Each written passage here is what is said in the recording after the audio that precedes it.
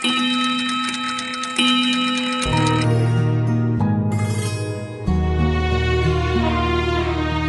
চার কথায় আমার সময় কেমন ছিল শোনো বলি, আমার চোখে দেখবে ফিরে হারিয়ে যাওয়া স্মৃতির গলি।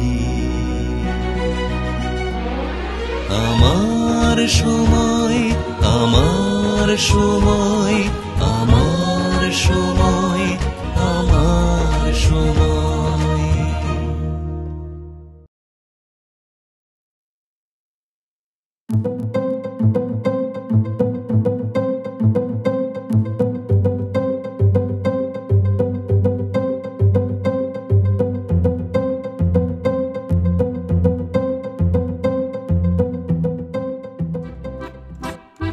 একটা গাছ ছিল, সেই গাছটা একটা ছোট্ট ছেলেকে খুব ভালোবাসতো। ছোট্ট ছেলে গাছের কাছে আসতো, ডাল ধরে গাছে ঝুলতো, পাতার মুকুট পরে খেলা করতো, সেই মুকুট পরে আবার সে গাছের তলায় ঘুমিয়েও পড়তো। তারপরে সে একদিন চলে গেল, আর অনেক দিন আসে না। তো গাছ একা থাকে, তার আর ভালো লাগে না। অনেকদিন পরে আবার সে গাছের কাছে এলো। গাছ তাকে দেখে খুব খুশি হলো, তুমি অনেক দিন পরে এলে, আমার খুব আনন্দ হচ্ছে। ছেলেটা বলল, আমার অনেক জিনিসপত্র কিনতে হবে, অনেক কিছু আমি কিনতে চাই, তুমি আমাকে পয়সা দিতে পারো? গাছ বলল, আমার কাছে তো পয়সা নেই, তুমি আমার গাছের ফলগুলো পেড়ে নিয়ে বিক্রি করতে পারো, তাহলে তুমি নিশ্চয়ই খুশি হবে। ছেলেটা এসে গাছের সব ফল পেড়ে নিয়ে চলে গেল। তারপরে অনেক দিন চলে গেল। এরপরে কিন্তু সে বেশ বড় হয়ে গেছে, যুবক এখন। অনেক দিন পরে সে গাছের কাছে এলো। গাছ খুব খুশি হলো তাকে দেখে। গাছ বলল, কি তুমি অনেক দিন পরে এলে? ছেলেটা বলল, আমার মনে সুখ নেই, আমার একটা বাড়ির দরকার, আমার ছেলে মেয়ে আমি বিয়ে করব, আমার তাদের রাখার জন্য একটা জায়গার দরকার। গাছ বলল, গাছের ডাল দিয়ে কেটে খুব সুন্দর বাড়ি বানানো যায়, তুমি গাছের ডালপালা কেটে নিয়ে যাও, নিয়ে গিয়ে বাড়ি বানিয়ে তুমি নিশ্চয়ই খুশি হবে। তো অনেক দিন পরে ছেলেটা, তখন অনেকটা বয়স হয়েছে, আস্তে আস্তে টুকটুক করে এসছে। গাছ তাকে দেখে খুব আনন্দ পেল, বলল, কি তুমি অনেক দিন পরে এলে, তোমাকে দেখে আমার ভীষণ আনন্দ হচ্ছে। তো ছেলেটা বলল, মনে আর এখন আমার সেরকম আনন্দ নেই, একটা যদি আমি নৌকো পাই তাহলে একটু জলে ভেসে আনন্দ পেতে পারি। গাছ বলল, সে আর এমন বেশি কথা কি, তুমি গাছের কাণ্ডটা কেটে নাও, নিয়ে গিয়ে নৌকো বানিয়ে নাও, নিয়ে তুমি ভাসতে থাকো, নিশ্চয়ই তুমি খুশি হবে। সে গাছের কাণ্ডটা কেটে নিয়ে চলে গেল। গাছ খুশি হলো, আর অনেক দিন পরে এবারে শুধুই পড়ে আছে গাছের গুঁড়িটুকু। অনেক দিন পরে ছেলেটা আবার ঠুকঠুক করে লাঠি দিয়ে আস্তে আস্তে করে গাছের কাছে এলো। গাছ তাকে দেখে খুব খুশি হলো, কতদিন পরে তোমার সঙ্গে দেখা। তখন গাছ বলল, এখন আর আমার কিছু ভালো লাগে না, আমি খুব ক্লান্ত, একটু বসে বিশ্রাম করার জায়গা পেলে ভালো হয়। গাছ বলল, গাছের কাটা গুঁড়ি বিশ্রাম করার পক্ষে খুব ভালো, তুমি এসে বসো আমার উপরে, তাহলে তুমি নিশ্চয়ই খুশি হবে। ছেলেটা ঠুকঠুক করে গিয়ে গাছের সেই কাটা গুঁড়িটার উপরে এসে বসলো।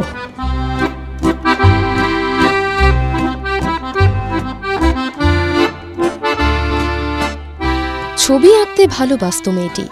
ছোটবেলা কেটেছিল কলকাতা থেকে দূরে এক ইস্পাত নগরীতে। আশেপাশের আদিবাসী ঘরের দেওয়ালে দেওয়ালে আঁকা থাকত জ্যামিতিক নানান ছবি। তা দেখে বিস্ময়ে জাগত মেয়েটির মনে। আর 5টা বাঙালি বাড়ির মতো তাদের বাড়িতেও আসত পত্রপত্রিকা, হরেক রকমের ক্যালেন্ডার। রঙিন ছবি অধিকার করে নিত তার জিজ্ঞাসা মনকে। ছুটিটা আবার ভরে উঠত কলকাতায়। স্বাধীনতা উত্তর মিশ্র সংস্কৃতির বিষণ্ণ কলকাতার রাস্তাঘাটে অভিভাবকের হাত ধরে ঘুরে বেড়াতে বেড়াতে কিশোরী চোখে চিনে নিত ঔপনিবেশিক স্থাপত্যকলাকে। পরবর্তীকালে সেই ছবি আঁকাই হয়ে উঠল তার ভাষ্য। চেনা কলকাতা আরও খানিক চেনা হয়ে উঠল তখন। শহরকে ছাপিয়ে মুখ্য হয়ে উঠল মানুষ, নানা রঙের নানা চরিত্রের মানুষ। সরকারি চিত্রকলা প্রতিষ্ঠানের ছাত্রী জড়িয়ে পড়ছেন আরও দিকে, বাড়িয়ে তুলছেন নিজস্ব বৃত্ত, ক্রমশ উজ্জ্বল হয়ে উঠছেন স্বকীয়তায়। কলেজ শেষ করে চিরাচরিত পথ ছেড়ে বেছে নিচ্ছেন ভিন্ন এক ধারা। ব্যক্তিস্বার্থ চরিতার্থের চেয়েও গুরুত্বপূর্ণ হয়ে উঠছে নিজস্ব দর্শন। সেখানেও জুড়ে থাকছে অসংখ্য মানুষজন। তাকে আকর্ষণ করছে শিশুদের মনোজগৎ। ছবি আঁকা থেকে সরে আসছেন সম্পূর্ণ এক আঙ্গিকের শিল্পে, পুতুল নাচ। শহর কলকাতায় এই শিল্পের অন্যতম পুরোধা রঘুনাথ গোস্বামীর দলের অন্যতম কাণ্ডারি হয়ে উঠছেন। তিনি স্বপ্না সেন, আজীবন শিল্পকে নিবেদিত এক মহৎ প্রাণ। প্রান্তিক কলকাতার এক পুরনো জনপদে তার বাড়িটিতে ঢুকলে ভেসে আসে রং তুলির গন্ধ। তার একলা চলাফেরায় জড়িয়ে থাকে রিজু তার অবিমিশ্র অহং। আমি তো জন্মেছি এদেশেই, কলকাতাতেই আমার জন্ম। কারণ আমার মা বাবার পরিণয় সূত্র সেও তো কলকাতাতেই। বাবা ইস্কোতে চাকরি করতেন, ছোটোবেলা বাবার যশোরেই কেটেছে, পড়াশুনো ওখানেই করেছেন, তারপরে চাকরি সূত্রে এখানে এসছেন। আর আমার মার ব্যাপারটা হচ্ছে উনি কিন্তু আলিপুরদুয়ারে ওনার জন্ম, ওনার দেশ হচ্ছে বাংলাদেশ, খুলনা। এইবারে আমার দাদু যিনি আর কি মার বাবা, উনি অল্প বয়সে মারা যান, ফলে আমার দিদিমা আবার দেশের বাড়িতে চলে যেতে বাধ্য হন। কাজেই আমার মা বড় হয়েছেন দেশে। এই যে রায়টের ব্যাপারটা হলো, তখন ওরা দেশ থেকে চলে আসতে বাধ্য হয়েছিলেন এবং তারপরে মানে পরিণয় সূত্রে আমার বাবার সঙ্গে সংসার শুরু করেন। আমার যে ঠাকুরদাদা এনএন সেন ছিলেন, উনি কিন্তু সেই সময়ের মানুষেরা তো অন্য রকমের ছিলেন। শুধু যে চাকরি করতেন তা তো না, ওদের ভিতরে একটা দেশপ্রেম, দেশবোধ সেই সময় এমনিতেই হাওয়াটাই অন্যরকম ছিল। কাজেই ওর যোগসূত্র অনেক রকম ছিল। উনি দেশের জন্য অনেক কিছু করেছিলেন। দেশে আমাদের পূর্বপুরুষ বাণী কুমারের নামে একটা স্কুল করেছিলেন, সেই স্কুল শুনেছি এখনও আছে সেই নামে। আর সেই স্কুলে যারা পড়াশুনো করতো বা টিচাররা, তারাও অনেকে বাড়িতে, আমাদের যে বাড়ি ছিল সেটা দোতলা বাড়ি ছিল রীতিমতো, মানে কোঠা বাড়ি দোতলা ছিল। যাই হোক, উনি ইয়েতে গডচা সেকেন্ড লেন বা ডোভার টেরাস এখন যেটা, ওখানে উনি একটা বাড়ি করেন আর কি, বাড়ি করে চলে আসেন, মানে রিটায়ারমেন্টের পরে ওখানে চলে আসেন আর কি। তা আমার ওনার ছোটোবেলার স্মৃতিগুলো আছে আর কি। আমি অনেক ছোটোবেলায় ওই বাড়িতে অনেক থেকেছি। অনেক সময় বাবার কোনো কারখানায় গণ্ডগোল হয়েছে কি, এমনি মা খুব প্রিয় ছিলেন সকলের, সেই জন্য আমরা মাঝে মাঝেই আসতাম এখানে। তো সেই সূত্রে ওনাকে আমি অনেকবারই দেখেছি। তো তখন উনি খুবই হাঁপানিতে উনি কষ্ট পেতেন, এটা আমি দেখতাম। আর অনেক লোকের সঙ্গে ওনার যোগাযোগ ছিল, মানে নানান বিষয়ের উপরে ওনার ইন্টারেস্ট ছিল, কারণ মধু বোস ওনার বন্ধু ছিলেন আর কি।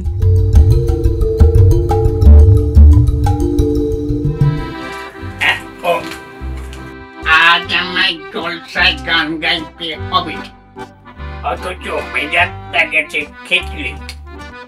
কেন বৃষ্টি হচ্ছে না বলে? ছাপা গো ছাপা, যাকে বলে ব্যাঙের ছাপা। মানুষ বলে সব ব্যাঙের ছাপা খেলে খেবে বাড়ি করে দেব। আসলে আমি তো আসানসোলের বার্নপুরে মানুষ হয়েছি। খুব ছোটোবেলার যেসব স্মৃতিগুলো আছে, যেখানে আমাদের ওখানে কোম্পানির এরিয়ার বাইরে কিছু কিছু জায়গা থাকতো, মানে সেটা ওই আদিবাসী ব্রাউরি এসবের বাড়ি, এদের বাড়ি থাকতো। তো সেই সব বাড়িতে কিন্তু দেয়ালে কিছু কিছু ছবি আঁকা হতো। খুব ছোটোবেলার স্মৃতি আমার এইটুকুই আছে আর কি। দেয়ালে আঁকা একটু জ্যামিতিক ধরনের হয় না ওখানকার দেয়াল চিত্র, সেই ধরনের ফুল লতাপাতা আমি দেখেছি কিন্তু খুব ছোটোবেলায়।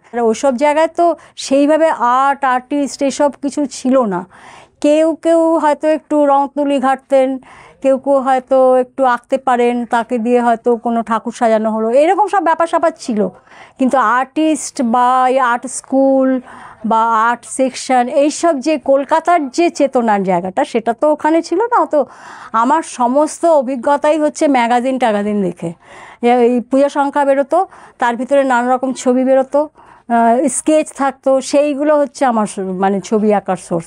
আর বেরোতো ভালো ক্যালেন্ডার, কোনো কোনো বাড়িতে সেসব ক্যালেন্ডার আমি দেখেছি। মানে আমি যেমন রঘুদাকে চিনতাম না, কিন্তু রঘুদার করা ক্যালেন্ডার আমি দেখেছি ওই বয়সে। আরেকটাভাবে ডেভেলপ করেছে, সেটা হচ্ছে আমি অসম্ভব কলকাতায় আসতে ভালোবাসতাম। কলকাতার ময়দান, কলকাতার মিউজিয়াম, এইগুলো বছরে একবার করে কিন্তু আমি ঢু মারতাম। আমার মামাবাড়ি কলকাতায় ছিল, তো মামাদের ধরে, মামারাও নিয়ে যেতেন, ওদেরও কন্ট্রিবিউশন আছে, ওরা কখনো না করতেন না। আর সবসময় আমি এইসব জায়গাগুলো খুব ঘুরেছি, কম ঘুরিনি, প্রচুর ঘুরেছি। আউটরাম ঘাটে তখন জাহাজ লাগানো থাকতো, তোমরা ভাবতেই পারবে না সেটা, 3-4টে জাহাজ সবসময়ই থাকতো। সেনেট হল তখন ছিল, আমার দিদিমার হাত ধরে লাল দিঘির চারদিকে ঘুরে বেড়ানো, প্যারামাউন্টের শরবত খাওয়া, এসব আমার ছোটোবেলার সব অভিজ্ঞতা অনেক দিন পর্যন্ত। শৈশবে কৈশোরে যে কলকাতার সঙ্গে গড়ে উঠেছিল নিবিড় সখ্য, সে কলকাতার সঙ্গেই পরে জড়িয়ে পড়বেন ওতপ্রোতভাবে। স্কুল ফাইনাল পাশ করার পর প্রি ইউনিভার্সিটি এবং তারপরেই কলকাতার government college of art and craft, যদিও মসৃণ ছিল না সেই যাত্রাপথ। আসলে তখন তো স্কুলে যখন পড়ে ক্লাস 9-10-এ ওই ইন্টার স্কুল আর্ট কম্পিটিশানে রীতিমতো প্রথম হয়েছিলাম, সেসব ফলে একটুখানি নিজের উপর কনফিডেন্সটা তৈরি হচ্ছিল।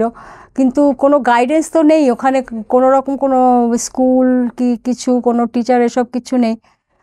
এমনকি স্কুলেও বোধহয় সেই সময়টার কেউ ছিল না আর্ট শেখাবার মতো। তো যাই হোক, নিজে নিজেই আমার করা আর কি, এই ম্যাগাজিন আর অমুক তমুক ক্যালেন্ডার, এই সবই হচ্ছে আমার সোর্স। তো তারপরে যাই হোক, শান্তিনিকেতন সম্পর্কেও কেউ কোনো রকম ইনফরমেশনই আমাকে কিছু কখনো দেয়নি যে এটা এখানে ভর্তি হতে পারো, বা এখানে কাজেই একটু জানি যে আর্ট কলেজ বলে একটা ব্যাপার আছে কলকাতায়, সেখানে পড়া যায়, এইরকম একটু জানা। তারপরে খবর নিয়ে জানলাম ওখানে এরকম একটা সেশন হয়, সেখানে ভর্তি হতে হয়, পরীক্ষা দিতে হয়, এইসবগুলো ইয়ে করলাম। তো ফর্ম টর্ম ফিল আপ করা, এইসব করা হলো। তো তাও আমার মা বললেন, না তুমি স্কুল ফাইনাল, আমাদের স্কুল ফাইনাল ছিল, স্কুল ফাইনাল করেছো, এবারে ইউনিভার্সিটি তোমাকে করতে হবে, না হলে যদি পরে গ্র্যাজুয়েশন করতে চাও তাহলে করতে পারবে না। সেই জন্য ইউনিভার্সিটি পড়তে হলো। পড়তে গিয়ে তো আমি দুটো বই ঘাটাঘাটি করতাম। একটা হচ্ছে কানাই সামন্তের চিত্রদর্শন, সেইখানে নন্দলাল বসুর ছবি কিন্তু দেখি, সেটা কিন্তু আমার ইমপ্রেস করেছিল খুব, কিন্তু ব্যাপারটা ভালো করে বুঝি না। কলকাতা, শান্তিনিকেতন, এগুলো কিন্তু খুব ভালো পরিষ্কার নয় আমার কাছে। আরেকটা বইও ছিল ভারত শিল্প বলে, সেটাও, এই দুটো বই ঘাঁটতাম। আর কী করে আমি পাশ করেছি ইউনিভার্সিটি আমি জানি না, কারণ আমি পড়াশোনা তো মোটেই করিনি। আর্ট কলেজে পরীক্ষা দিতে যাব তার 7 দিন আগে খবর পেলাম, আমি যে রোডে থাকি তার আগের রোডে সত্যেনবাবু বলে একজন আছেন, যিনি আর্ট কলেজে পড়াশুনো করেছেন এবং উনি একজন আর্টিস্ট, গণেশ হালুয়ের সমসাময়িক, উনি নিজেই বলেছেন সেটা। এইবারে আমি তো তখন ঝাঁপিয়ে পড়লাম ওনার কাছে, তাহলে তো ওনার কাছ থেকে কিছু জানা যায়। তারপরে ওনার কাছে গেলাম, তখন উনি তো ধরেই নিয়েছিলেন আমি অসম্ভব, আমার পক্ষে ওখানে চান্স পাওয়া অসম্ভব ব্যাপার। তবুও উনি কিছু সাজেশন আমাকে দিয়েছিলেন। তার মধ্যে একটা হলো যে কি করে মেপে আঁকতে হয়, এইটা কিন্তু খুব ইম্পর্টেন্ট।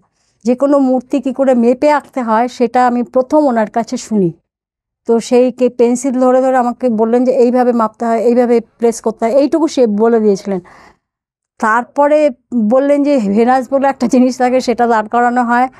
পরীক্ষার ব্যাপারটা কি হয় উনি নিজে দিয়েছেন, কাজে সেইটা উনি আমাকে বলে দিলেন। তারপরে আমি আর কি করব, বাড়িতে এসে এটা ওটা বসিয়ে ওই মেপে মেপে আঁকাটা একটু বোঝার চেষ্টা করলাম। আর ভেনাস বলতে পেন্সিলের যে ভেনাস পেন্সিল বলে একটা পেন্সিল কোম্পানি ছিল, সেই ভেনাসের ছবি তার উপরে থাকতো, সেটা দেখে এখন এই প্র্যাকটিসগুলো কোনো কাজের প্র্যাকটিস না, দেখে দেখে আঁকাটা, তো তবু তাই করেছি। তো এরপরে যাই হোক, পরীক্ষার দিনে আমি, আর উনি কয়েকটা জিনিস বলেছিলেন যে ইয়েতে যেও না, বেশি শেডে টেডে যাবে না, ইয়েতে যাবে না, একটু লাইন দিয়ে দিয়ে কার্ভগুলো করবে, যেখানটা খুব ডার্ক দেখবে সেখানটা একটু ডিপ করে পেন্সিল লাইনটা দেবে, এইসব টুকটাক কিছু সাজেশন উনি আমাকে দিয়ে দিয়েছিলেন। তো সেই সব মাথায় ছিল। তারপরে যেদিনকে পরীক্ষা হবে সেদিনকে মানে খুব তাড়াতাড়ি আমার মামা, বিরক্তও করেছি মানুষকে, আমার মামাকে 7 তাড়াতাড়ি বোধহয় 7টা না 8টার মধ্যে নিয়ে, খুলবে ওটা 9:30 না 10টা, আমি বোধহয় 8টার মধ্যে পৌঁছে গেছি। যেই না খুলেছে ইয়েটা মানে দরজাটা খুলেছে, গিয়ে সবাই বসবে, এবারে এরকম মূর্তি থাকে, যে ওই ভেনাসও ছিল, আরেকটা পুরুষ মূর্তি বোধহয় হারকুলিস বা এই ধরনের একটা কিছু ছিল। তো আমি সেসব দিকে না গিয়ে ভেনাসের পিছন দিকে গিয়ে বসে পড়লাম, যাতে মুখটা না আঁকতে হয়, কারণ মুখটা বেশি শক্ত আঁকা। সেই করে আমি পিছন দিকে বসে ওই মেপে মেপে মোটামুটি বোধহয় প্রপোর্শনটা ঠিক ছিল। আর তাতে যে আমি পাস করব সেটা আমি, কারণ অন্যদের দেখলাম সব শেড দিচ্ছে, এই করছে, কত কী কাণ্ডবাণ্ড করছে সব, মানে তারা তো রীতিমতো শেখে না, জানে ব্যাপারগুলো। তারপরে মিউজিয়ামে যায়, মূর্তি দেখে দেখে আঁকে, অনেক কিছু করে। আমি তো কিছুই জানিও না, করিও নি কখনো। ফলে এইসব করে আর থাকে আরেকটা বিষয় থাকে, সেটা হচ্ছে গ্রামের দৃশ্য বা বর্ষার দৃশ্য, এরকম একটা কিছু থাকে। তো সেটা মোটামুটি একটু ম্যানেজ করে নিলাম, মানে বর্ষা মানে একটুখানি ঝিমঝিম ধরা, একটু মেঘলা মানে হচ্ছে একটু অ্যাশ কালার, এইসব দিয়ে একটা কিছু করলাম। করে যাই হোক, দেখলাম যে মানে রেজাল্টে দেখলাম নামটা উঠেছে, একদম প্রথম দিকে না থাকলেও নামটা উঠেছে। সে তো হলো, এবারে ইন্টারভিউ দিতে হয়, সেটা প্রিন্সিপাল নিজে নেন। তখন উনি বললেন, তোমার কি ধারণা ভালো রেজাল্ট করতে হয় না, মানে পড়াশোনায় ভালো না হলে ছবি আঁকা ভালো যায়? আর আমার স্কুল ফাইনালের রেজাল্ট, আমি পরীক্ষা ভীতি সাংঘাতিক আমার থাকে, পড়াশোনা করলেও আমার পরীক্ষা এমন হয়ে যায় যে সে ভালো রেজাল্ট কখনোই হয় না, মানে পরীক্ষা দিতে আমার গায়ে জ্বর। তো উনি প্রায় সেসব কথা বলতে শুরু করেছেন, এরকম সময় ওনার স্ত্রী ভিতর থেকে ডাকলেন, আমি বেঁচে গেলাম, আমাকে আর বেশি কিছু জিজ্ঞেস করেননি। এই হচ্ছে আমার আর্ট কলেজে ভর্তি হওয়ার গল্প।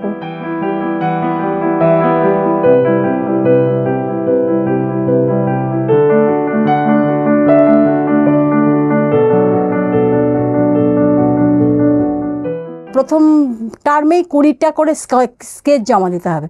জীবনে স্কেচ করিনি, কাকে বলে স্কেচ সেভাবে জানি না, মানে কিছুই বুঝি না তখন। সবাই বললো এরকম করে আঁকতে হয়, এটাকে স্কেচ বলে। তো একটু বাড়িতে চেষ্টা করলাম, একে বসিয়ে তাকে বসিয়ে, সে আর কি হয়, কিচ্ছু হয় না। যাই হোক, তাই 20টা জমা দেওয়ার পরে উনি বললেন, তোমার 2000টা স্কেচ করলে যদি কিছু হয়, এরকম একটা বললেন। আমি তো খুব হতাশ হলাম যে আমি অত স্কেচ কী করে করব। তো আমার এক বন্ধু ছিল মাধব বলে, সে সত্যিকারেরই মানে ঈশ্বরচন্দ্রের মাধবের মতো ভালো ছেলে, সে আমাকে নিয়ে নিয়ে কলকাতা চিনিয়েছে বলতে পারো, বিভিন্ন জায়গায় নিয়ে যেত, কারণ আমি কলকাতার রাস্তা পেরোনো, কোনো জায়গা এসব কিচ্ছু চিনতাম না। পরে আস্তে আস্তে ওই মাধবের সঙ্গে গিয়ে গিয়ে আর্ট কলেজ করে, তারপরে আবার স্টেশনে গিয়ে করে করে ব্যাপারগুলো খানিকটা ধাতস্থ হয়। আমার একটা বোধহয় কম্পোজিশন সেন্সটা ভালো ছিল, যার জন্য কম্পোজিশনটা ভালো হতো বলে ফোলি স্টাডিগুলো ভালো হওয়ার জন্য আমি ফ্রি পর্যন্ত হয়েছিলাম, মানে খুব কম মাইনে, কিন্তু তার মধ্যেও আবার ফ্রি। 6 দশকের শেষ দিকে স্বপ্না সেন যখন আর্ট কলেজে পড়ছেন, তখন উত্তাল হয়ে উঠছে কলকাতা। টালমাটাল রাজনীতির প্রভাব এসে পড়ছে দৈনন্দিন জীবনে। শিল্পের শৌখিনতার আড়ালে থেকে সে সময়কে এড়িয়ে যাননি তিনি, বরং প্রকৃত শিল্পীর মতোই অনুসন্ধিৎসু মন নিয়ে গ্রহণ করেছেন সময়ের রস, যা মজবুত করেছে তার দর্শনকে। পরবর্তীকালে ছবি আঁকাটা, আমি যে একজন আর্টিস্ট হব, একজন নিয়ে করব, ঠিক ওরকম টার্গেট নিয়ে কিন্তু আমি কখনো ছবি আঁকতে যাইনি আর কি। মানে পরবর্তীকালে এগুলো চেঞ্জ করছিল সমানে, মানে ছবি আঁকাটা একটা মানুষের উত্তরণ হবে, বা যে কোনো ক্রিয়েটিভিটি তাকে আরও বেশি একজন বেটার মানুষে পরিণত করবে, এরকম একটা ধারণা আমাকে তাড়িয়েছিল। যার জন্য আমি শুধু ছবি আঁকার মধ্যে সীমাবদ্ধ রাখতে পারিনি নিজেকে। আমি সবসময় ভালো সিনেমা দেখেছি, ভালো আলোচনা শুনেছি, তারপরে ভালো থিয়েটার দেখেছি। তার জন্য আমাদের কিছু বন্ধুবান্ধব ছিল, তাদেরও কিছু কন্ট্রিবিউশন আছে। আমাদের একটা আড্ডা হতো, সেখানে সব আলোচনা হতো। তো নাটক এবং ইত্যাদির যে একটা কন্ট্রিবিউশন আছে আর্টিস্টদের জীবনে বা মানুষের জীবনে, শুধু আর্টিস্ট বলে না, মানুষের জীবনে, সেইগুলো বোধগুলো কিন্তু ওখান থেকে তৈরি হয় আমার। আর কলকাতায় তো এগুলো দেখার সুযোগটা অনেক বেশি, এটা ঘটনা। কারণ সেটা আসানসোল বার্নপুরে কখনোই ওই রকম সুযোগ হবে না। আসানসোল বার্নপুরে আমি যেটা দেখেছি সেটা হচ্ছে যাত্রা, যাত্রা খুব দেখেছি, মানে যাত্রার অরিজিনাল যে স্বাদটা সেটা আমি ওইসব জায়গাতেই পেয়েছি।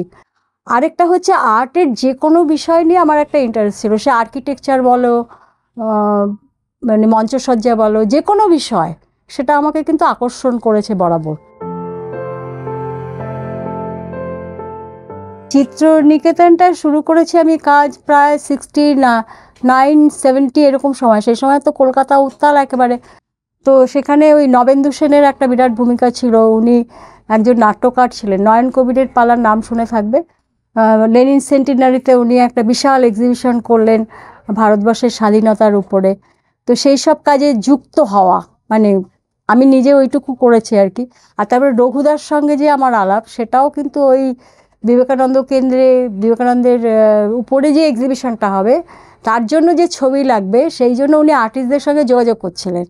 সেই আর্টিস্টদের যে দলটা ছিল তার মধ্যে আমি ছিলাম, যদিও আমি কাজ কিছু করিনি, কিন্তু ভালো কাজগুলো যে হতো, আমার চোখে ভালো জিনিস হলে সেটা আমি দেখবই, অন্তত সেই সময়টা আমার সেরকমই ছিল। দি পাপেটস দলের প্রতিষ্ঠাতা রঘুনাথ গোস্বামী ছিলেন বহুমুখী এক চিত্রশিল্পী। স্বশিক্ষিত এই মানুষটি ছিলেন একাধারে প্রচ্ছদ শিল্পী, অলঙ্করণ শিল্পী, গ্রাফিক ডিজাইনার, বিজ্ঞাপন শিল্পী। অ্যানিমেশন নিয়েও তার কাজ বাংলার শিল্প জগতে এক আলোচ্য বিষয়। ভিন্ন ধারার পুতুল নাচের প্রবক্তা এই মানুষটির সান্নিধ্য স্বপ্না সেনের কর্মজীবনে এনেছিল এক নতুন মোড়। রঘুদার কাজ সম্পর্কে বলতে গেলে আসলে উনি তো 52 সাল থেকে শুরু করেছেন, তার মানে আমরা তখন অনেক ছোট আর কি। তো ওনার যে অ্যাটমসফিয়ারটা সেটা একটু বোঝা দরকার। সেই সময় কিন্তু ট্র্যাডিশনাল পাপেট চারিদিকে কিন্তু তখন বেশ হয়, মানে মেলা বলো, উৎসব বলো, সব জায়গায় কিন্তু একটা পুতুল নাচ, যাত্রা, এসবের একটা চলন সেই সময় বেশ ভালো মতো ছিল। তো উনি সেগুলো নিশ্চয়ই খুব ভালোভাবে অবজার্ভ করতেন আর কি।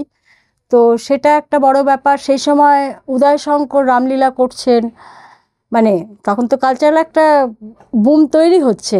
সেই সময় উনি তো এই একটা অ্যাটমসফিয়ারের মধ্যে মানুষ, তো ফলে উনি পাপেট থিয়েটারটা ওকে ইন্সপায়ার করেছে যখন, তখন শুনেছি যেটা ওর বাড়ির লোকেদের কাছ থেকে বা আশপাশ থেকে, সেটা হচ্ছে যে উনি ওই কালীঘাটের পুতুলের গলায় সুতোর ঝুলিয়ে স্ট্রিং পাপেট করার চেষ্টা করছেন বা ইয়ে করছেন, এরকম ধরনের চেষ্টা ওনার সূত্রপাতটা হয়েছে। তো যাই হোক, উনি অল্প বয়স থেকে বুক কভার করা, ডিজাইন করা, এসবগুলো কিন্তু স্বশিক্ষিত। উনি কিন্তু কোথাও পাপেট থিয়েটারই হোক আর ডিজাইনিংয়ে হোক বা অ্যাডভার্টাইজ হোক, ওর নাম তো সবাই জানে অ্যাডভার্টাইজিংয়ের সূত্রেই, সেই সব জায়গায় কিন্তু উনি কোথাও শেখেননি, কিন্তু নিজে নিজে এগুলো ডেভেলপ করেছেন। তো এরপরে আমি যখন দেখলাম যে উনি তখন পাপেট থিয়েটারের, মানে ওনার জীবনের প্রথম একটা পর্ব চলে গেছে, মানে একটা দল কাজ করে গেছে, তারপরে দ্বিতীয় আরেকটা দল কাজ করে চলে গেছে, তৃতীয় দলটা যখন শুরু করছে, সেটা সুশিক্ষণ বিদ্যালয়ের, মানে ওই গীতা বন্দ্যোপাধ্যায় ছিলেন সুভাষ মুখোপাধ্যায়ের স্ত্রী, তো ওর স্কুলের ছাদে হয়। সেই সময়ে আমি ওনার সঙ্গে যুক্ত হই। ওনার একটা ছিল, সেটা হচ্ছে উনি ডিজাইন বা ওনার এজেন্সি যেটা আর কি, সেখান থেকে উনি রোজগার করতেন, আর পাপেটটা উনি ভালোবেসে করতেন। আমার যেটা রিডিং আর কি ওনার সম্পর্কে, সেটা হচ্ছে যে সবসময়ই ওর পিছনে একটা কাজ করতো, অ্যানিমেশনের বিকল্প হিসাবে পাপেট থিয়েটারকে কী করে কাজে লাগানো যায়, কারণ পাপেটটা তো একই ধরনের, একটা ধরনের অ্যানিমেশনই।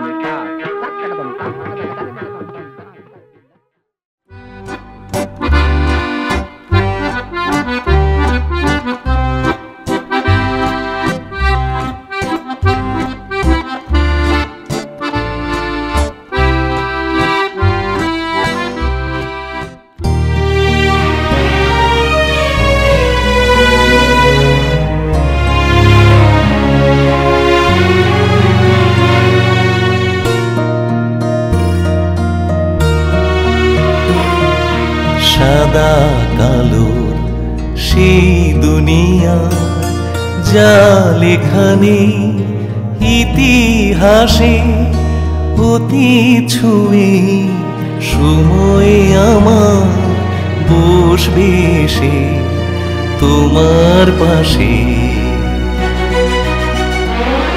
আমার সময়, আমার সময়, আমার সময়, আমার সময়, আমার সময়, আমার সময়।